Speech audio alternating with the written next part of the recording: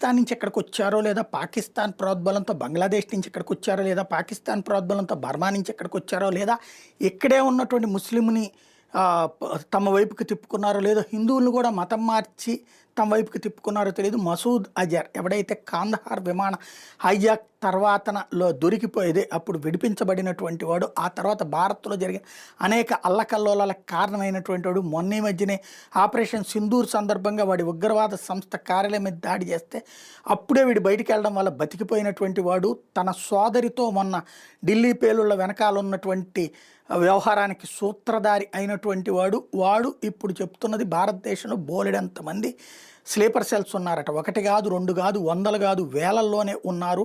ఎప్పుడు కావాలంటే మేము ఏం కావాలంటే అది చెయ్యగలమని చెప్తున్నటువంటిది ఇప్పుడు వైరల్ అవుతోంది. తమ వద్ద వేలాది మంది ఆత్మహత్యల సభ్యులు ఉన్నారంటూ అజార్ చెప్పుకొస్తున్నాడు. వాళ్ళంతా దాడులకు సిద్ధంగా ఉన్నట్టు చెప్తున్నాడు. ఈ ఆడియోని జైషే మహమ్మద్ సంస్థ విడుదల చేసింది. అయితే ఇది ఎప్పుడు రికార్డు చేశారని నిర్ధారణ కాలేదు. ఇందులో నిజమెంత అనే దాని మీద పలు సందేహాలు ఉన్నాయి. తమ వద్ద ఉన్న సూసైడ్ బాంబర్లు ఎలాంటి త్యాగాలకైనా సిద్ధంగా ఉన్నారని అజార్ చెప్పాడు.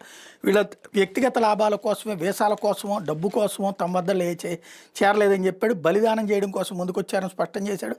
పాల్గాం ఉగ్రవాద దాడి తర్వాత భారత సైన్యం చేపట్టిన ఆపరేషన్ సింధూర్తో మసూద్ అజర్కి భారీ నష్టం వాటిల్లడం, అతడి ఉగ్రవాద స్థావరాలు నేలమట్టమైనటువంటి నేపథ్యంలో కుటుంబ సభ్యులు చచ్చారు. దాదాపు 10 మంది పోయారు. వాడి అనుచరులు కూడా హతమయ్యారు. మసూద్ అజర్ ప్రస్తుతం అజ్ఞాతంలో ఉన్నాడు.